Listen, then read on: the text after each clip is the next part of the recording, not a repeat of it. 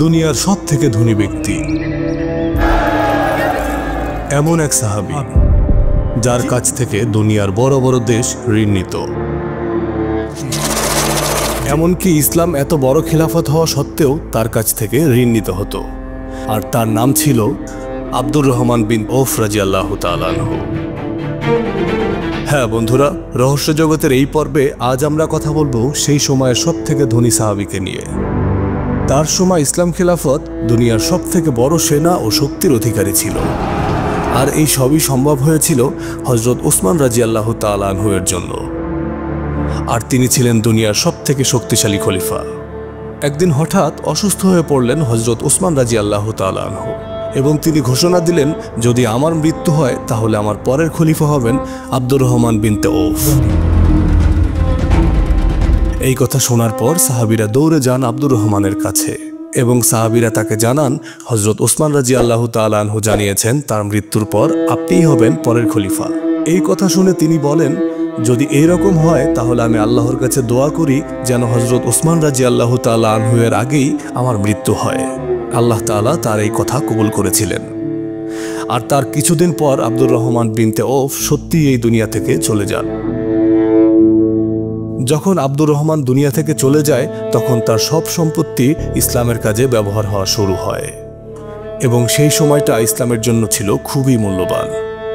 ইসলামের প্রথম যুগের মানুষেরা বলতো আব্দুর রহমানের কাছে এত সোনা ছিল যে সেই সোনার টুকরা ভাঙার জন্য কোরাল নিয়ে আসা হয়েছিল এবং তার খাজানার মধ্যে 24 লাখ গোল্ড কয়েন ছিল, যার মূল্য আজকের দুনিয়ায় প্রায় $700 মিলিয়ন।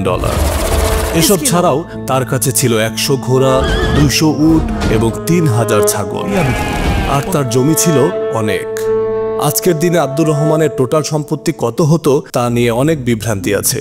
তবে কিছু মুসলিম গবেষক বলেন আজকের দিনে তার টোটাল সম্পত্তি হতো $1 ট্রিলিয়ন বেশি। বর্তমানে মুসলিমদের মধ্যে সবচেয়ে ধনী ব্যক্তি সৌদি আরবের আওলাদ বিন তালাল,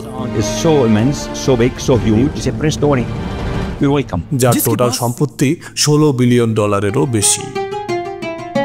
যদি আজকের দিনে আব্দুর রহমান রাদিয়াল্লাহু তাআলা আনহু থাকতেন, তিনি হতেন মুসলিম বিশ্বের সবচেয়ে বড় ধনী।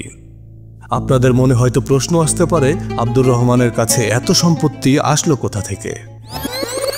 আমরা হয়তো সবাই জানি সেই সময় মক্কার সবচেয়ে ধনী গোষ্ঠী ছিল বনু জোহরা, আর আব্দুর রহমান ছিলেন সেই বংশের সন্তান। আর এটাই সেই বংশ যেই বংশের সাথে মা আমিনার অনেক ভালো সম্পর্ক ছিল। কথিত আছে রাসূলুল্লাহ সাল্লাল্লাহু আলাইহি ওয়াসাল্লাম জন্মের পর তাকে সবার আগে কোলে নিয়েছিলেন আব্দুর রহমানের মা। আর তার 10 বছর পর মক্কাতেই জন্ম হয় আব্দুর রহমান বিন আউফের। আব্দুর রহমানের বাবা চাচারা সেই সময়ের ধনী ব্যক্তিদের মধ্যে অন্যতম ছিলেন। তারা চামড়া ও আতরের ব্যবসা করতেন, আর সে সময় তাদের ব্যবসা পুরো আরব দেশ জুড়ে বিস্তৃত ছিল। তার কিছুদিন পর আব্দুর রহমানের বাবা ও চাচারা ব্যবসার কাজে যাওয়ার সময় ডাকাতদের হাতে নিহত হন এবং ব্যবসার সব দায়িত্ব তখন চলে আসে আব্দুর রহমান বিন আউফের উপর। ব্যবসা সূত্রে তিনি অনেক শহরে যেতেন এবং অনেক দূর থেকে তার কাছে ব্যবসার জন্য মানুষ আসত। হঠাৎ একদিন তিনি একজন খ্রিস্টান গুরুর সাথে কথা বলেন এবং খ্রিস্টান গুরু তার কাছে আজব একটি প্রশ্ন করেন। বলেন, আচ্ছা আব্দুর রহমান, তোমার এলাকায় কি এমন কোনো ব্যক্তি আছেন যিনি নিজেকে আল্লাহর নবী দাবি করছেন? আব্দুর রহমান এই কথা শুনে বলেন, না, এরকম কোনো ঘটনা সে জানে না। এবং খ্রিস্টান গুরু সেখান থেকে তখন চলে যান।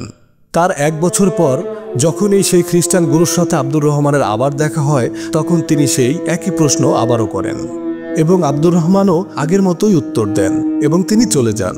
আবার কিছুদিন পর সেই খ্রিস্টান গুরুর সাথে আবারও আব্দুর রহমানের দেখা হয় এবং তিনি আবারও সেই একই প্রশ্ন করেন। আব্দুর রহমানও আগের মতো একই উত্তর দেন। এই কথা শুনে খ্রিস্টান গুরু বলেন, আমার ধারণা মতে এই মক্কাতে আল্লাহর নবী আসার সময় হয়ে গেছে। তিনি আরও বলেন, যদি এরকমটা হয় তাহলে সেই নবীর কাছে যাও এবং তার দিন কবুল করো। আর তুমি যেই দিন সেই নবীর সাথে দেখা করবে, আমার কথা তুমি তার সাথে অবশ্যই বলবে। এই খ্রিস্টান গুরুর কথা শুনে আব্দুর রহমান বিন আউফ অবাক হয়ে যান। তখন তিনি জানতেন না এই খ্রিস্টান গুরুর কথাই সত্যি ছিল। তার কিছুদিন পর আল্লাহ তার শেষ নবী খুঁজে নিয়েছিলেন। রাসূলুল্লাহ সাল্লাল্লাহু আলাইহি ওয়াসাল্লাম নবুয়ত পাওয়ার পর আব্দুর রহমান বিন আউফ এই সব ঘটনা তার বন্ধু আবু বকর রাদিয়াল্লাহু তাআলা আনহুর সাথে বলেন এবং সোজা নবীর কাছে রওনা হন। যখন বিশ্বনবী হযরত মুহাম্মদ সাল্লাল্লাহু আলাইহি ওয়াসাল্লাম আব্দুর রহমানের দিকে তাকান, তখন তিনি বলেন, আব্দুর রহমান, আমি তোমার চেহারায় নূর দেখতে পাচ্ছি, আর তুমি যেই ব্যক্তির কথা আমার সাথে বলতে এসেছো সেই কথা আমাকে বলো। এই কথা শুনে আব্দুর রহমান অবাক হয়ে যান এবং তিনি তখন বুঝতে পারেন মুহাম্মদ সাল্লাল্লাহু আলাইহি ওয়াসাল্লামই হলেন আল্লাহর সেই রাসূল, এবং তখনই তিনি শাহাদা পাঠ করে ইসলাম ধর্ম গ্রহণ করেন। এভাবেই মক্কার সবথেকে ধনী ব্যক্তি ইসলাম গ্রহণ করেন। বন্ধুরা, ভিডিওটি ভালো লাগলে লাইক করুন, পরবর্তী কি ভিডিও দেখতে চান কমেন্টে আমাদের জানান, আর সাবস্ক্রাইব করে আমাদের পাশেই থাকুন। আল্লাহ হাফেজ।